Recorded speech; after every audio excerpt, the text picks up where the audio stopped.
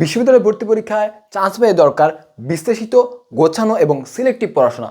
হজবরল কিংবা এলোমেলো পড়াশোনা নয়, বরং বিশ্লেষিত উপায়ে ঠিক যতটুকু পড়া উচিত ততটুকুই প্রস্তুতি বিশ্ববিদ্যালয় ভর্তি পরীক্ষার ক্ষেত্রে গ্রহণ করতে হয়।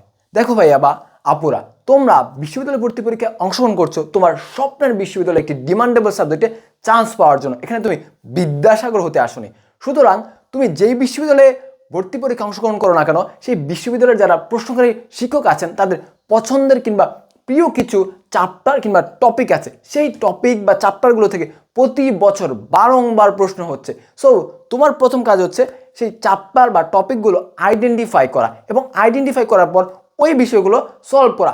ইংলিশের কথা আমি বলতে পারি, ইংলিশে কি তোমরা তো এইচএসসিতে অনেক চ্যাপ্টার পড়ছো বা অনেক রুল পড়ছো। সো এত কিছু থেকে কিন্তু প্রশ্ন আসে না। সো তোমাকে আইডেন্টিফাই করতে হবে কোথা থেকে আসলে প্রশ্ন আসে, এবং প্রতি বছরই কিন্তু এটা চেঞ্জ হয়। সো গত বছর কীভাবে আসছে এবং কোন জিনিসগুলো উঠে গেছে ঢাকা ইউনিভার্সিটির কোয়েশ্চেন প্যাটার্ন থেকে, এই বিষয়গুলো তোমাকে ফাইন্ড আউট করতে হবে। এখন তোমাদের মধ্যে অনেকে বলতে পারো, ভাইয়া আমি তো ঢাকা ইউনিভার্সিটিতে টপ 100-র মধ্যে থাকতে চাই, সো এত কম পড়লে কি হবে? আমি তোমাকে কম পড়তে বলি নাই, আমি বলছি ইম্পর্টেন্স কোন বিষয়গুলো সেটাকে আইডেন্টিফাই করতে, কোন বিষয়গুলো তোমাকে পড়তে হবে সেটা আইডেন্টিফাই করতে, কোন বিষয়গুলোকে তোমাকে বাদ দিতে হবে সেটা আইডেন্টিফাই করতে।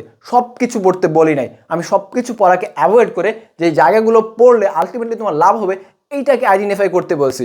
কারণ আমি শুরুতেই বলছি টিচাররা পছন্দের জায়গাগুলো থেকে প্রশ্ন করে, প্রশ্ন যদি হার্ড হয় তা সেই ক্ষেত্রেও কিন্তু অ্যাটলিস্ট যেই জায়গাগুলো থেকে বারংবার প্রশ্ন হয়েছে বিগত বছর সেগুলো থেকে অ্যাটলিস্ট 60% কোয়েশ্চেন কাভার করে ফেলবে। সো অ্যাটলিস্ট তুমি সেই ক্ষেত্রেও কিন্তু টপ করতে পারবা যদি প্রশ্ন হার্ড হয়। সো প্রশ্ন যেমনই হোক না কেন তোমাকে এইটা আইডেন্টিফাই করতে হবে যে প্রশ্নের প্যাটার্নটা কেমন। সেই প্যাটার্ন যদি তোমরা ধরতে পারো এবং সে অনুযায়ী যদি পড়তে পারো সেটাই তোমার জন্য যথেষ্ট।